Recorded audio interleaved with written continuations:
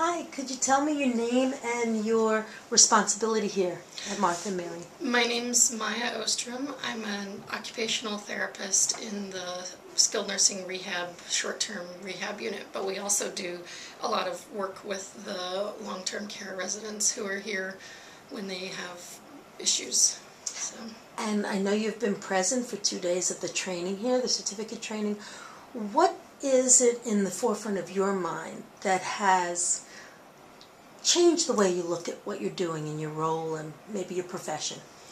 I really like the engagement of activities. Occupational therapy is all about engaging people in activities. We do a lot of activities of daily living where we're brushing our teeth and dressing and that kind of thing. And thinking about it, there's a lot of awkward silences of like, okay, we're putting pants on, but what do we do? What do we say? And so I think it would be really awesome if there was an overall theme for the week or the month, and then in those awkward silences, I could be working on that relationship, because I've really noticed when I have a better relationship with the person, there's a lot better buy-in into following their hip precautions or putting on their pants the way I'm training them to, using the equipment that I think is helpful but they think is a burden because they've never used a reacher before, they've never used a sock aid before. And if I'm able to have that relationship and really pull in things from their life, then it seems to work a lot better. Excellent. And what do you think is the one takeaway, other than, which is a big one, conversation, what is a takeaway that you can implement tomorrow?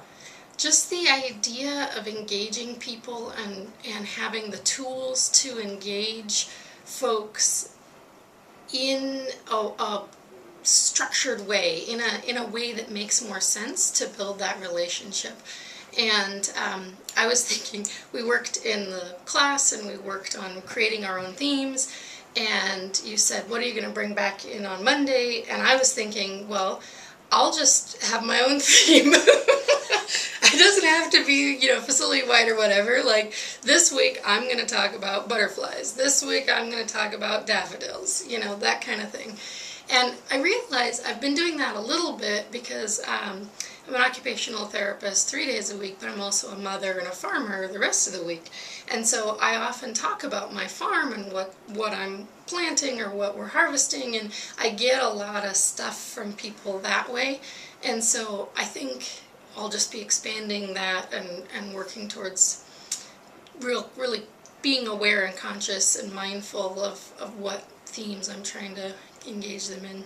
And knowing that really does work and why it works and the neuroscience to it. And OT, we talk a lot in grad school about the brain and the chemistry and the neuroscience, and I graduated in 2008, and just even, 8 years later, like you said, the brain is this wild new frontier that nobody understands, and we're getting all this new study, and so it was really cool to kind of touch into new research and also have some names and things to look up and follow up on with that neuroscience.